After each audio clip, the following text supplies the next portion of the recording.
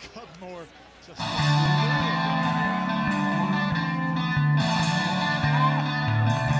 popped up for the inside.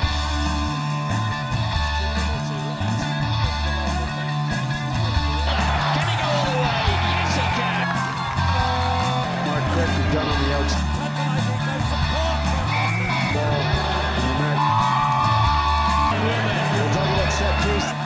Hi, and welcome to episode 9 of the Rugby Canada Report. I'm Corey Clements. This week, we take a look at highlights from Ireland taking on Canada in Vancouver, including some post-match reaction, and a look at some of the events surrounding the huge match. The Rugby Canada Report is brought to you in part by Helijet, the official British Columbia transportation partner of Rugby Canada. It was a busy week in Vancouver in the lead-up to the Ireland vs. Canada match. Wednesday was press conference day in the BC capital, with lots of media out to see what the two teams had to say before the game. It's been rewarded in his elevation to claiming a test cap for this game, and he deserves it with the hard work he's put in, and he's really excited and looking forward to the occasion, and it'll certainly be a big step up from what he's been playing or what he's used to be playing. He's deserved his selection just on his form that he's displayed. Any pressure from Jeb Sinclair to make sure that two New Brunswickers get on the field at the same time? Oh, he can put as much pressure on as he likes, but that's the coach's prerogative, I think, isn't it? Yeah. Thursday was a gala dinner co-hosted by Rugby Canada and the British Columbia Rugby Union. Nearly 300 were at the Sheridan Walls Centre as a number of BC rugby luminaries were inducted into the BC Hall of Fame. Vancouver Olympic Committee Chairman Alan Furlong was on hand to offer this tidbit of hope for Sevens rugby to be added to the Olympics. You can absolutely be darn sure that every player that goes on the field on Saturday is going to pour it on, because this is a sport that is pure sport. It is just one of those games when the athletes go onto the field and play, they leave everything out there. And this is what sport was supposed to be. It was supposed to be about giving everything you have to that moment. And rugby is one of those sports where every time that you see a great rugby game and you stand on the sidelines and you look at the players leaving the field, you know that they've given everything they have. And this is, of course, the great magic there is in a great athletic encounter. You will make it into the Olympics. Will it be tough? Yes, it will. Will it be tense? Yes, it will. But I think you've got a great chance, because it is pure sport and it is great to watch and great athletes play it. And that's what matters. And I think it looks pretty good on TV. Now we'll take you to game day, and what a crowd, clearly amped up for the game. Over 7,000 showing up to cheer Canada on. Doug Cross tells us more. Go Canada! Canada and Ireland at a packed UBC Thunderbird Stadium. Great atmosphere as everyone's keen for the 2009 season to get underway. Ireland with the first shot at goal with a penalty. Keelty pushes it wide to the right. A few minutes later, a chip through from Darren Cape gives Barry Murphy a chance to hit the gap and drop on a quick try. Behind, a little chip for Barry Murphy, winning his second international cap, the Munster man.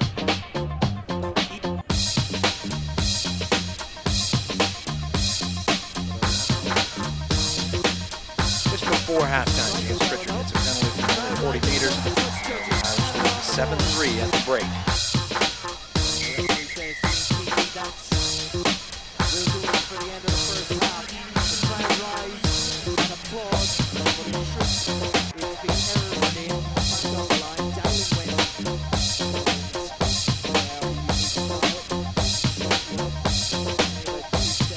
Pritchard again to start the second half, hitting from well out, just a point in this game, 7-6 to Ireland.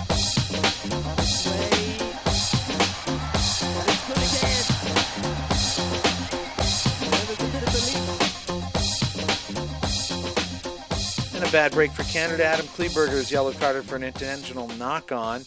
Keelty hits the resulting penalty, and Canada are down to 14 men, 10-6 to Ireland. Slow and deliberate from Keelty. And the result is good for Ireland. First points of the second half, 6, Ireland 10. Back to where it came. A big move on the counter-attack as DTH Vanderberg hits the gap and making some good progress. The offload, and the spilled ball sends it the other direction. Back into the Irish half, and it's Tate on his shoulder. All that coming from an Irish defensive line that came up and didn't come up as a cohesive unit. The gap was there, and Vanderberg almost they are in pain. But now there's an opportunity. Colwell must let it go. It goes to Ronan. Ryan Smith has to defend a 5-on-1. He does well, staying as the final man and taking the last gasp attempt. For the corner. Try for Ireland. Oh, the Canadians got sucked into attack over on that far side. The ball was turned low. Mick O'Driscoll almost there for Ireland again. Irish continue to pour on the pressure. Another try, though they have to go to the television match official to be sure.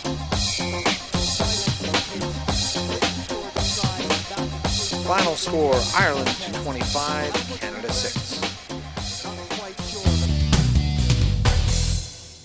New Rugby Canada correspondent Meghan Mutrie had a chance to get some post-match reaction. What did you think of today's game? Well, it probably hinged on one incident in the midway through the second half when Canada were breaking down into our right-hand corner, and our defence managed to hold up, got a bit of a turnover, and there was probably a 14-point swing in the game. Instead of being points down, we were at 8 points, just that over score ahead. And whereas we pulled away at the end, I think it just hinged on that one game, one facet of play. Yeah, we had some good patches, which went well, but we just didn't.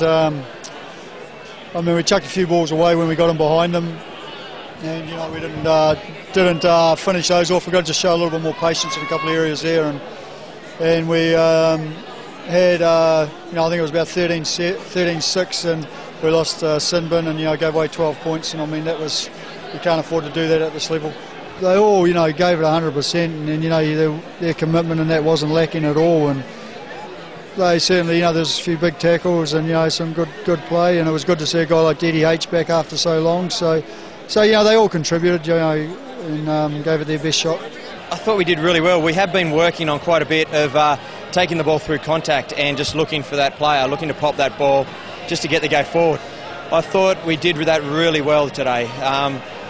We really hit some great lines, and guys were in support once they've gone through, and I thought there's a couple of times just that unlucky hand in the road of the opposition, whereas we might have been away. We might have got 1 or 2 tries. I'd like to say it's been a problem with Canada for the last 4 or 5 years. We're good for 60 minutes and then we drop off.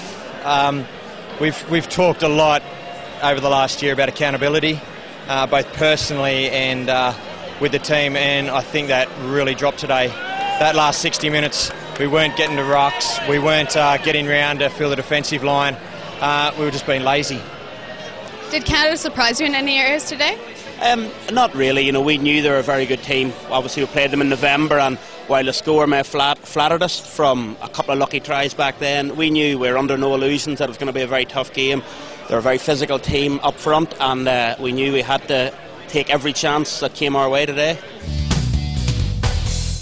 And that's a wrap for episode 9 of the Rugby Canada Report. I'm Corey Clements, and don't forget, tickets for this weekend's match against Wales at York University in Toronto are still on sale. But don't wait, visit rugbycanada.ca to buy tickets now. Thanks for watching, and we'll see you next week.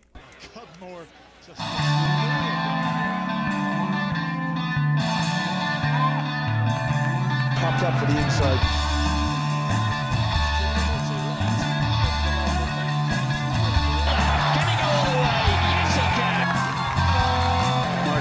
Done on the outside.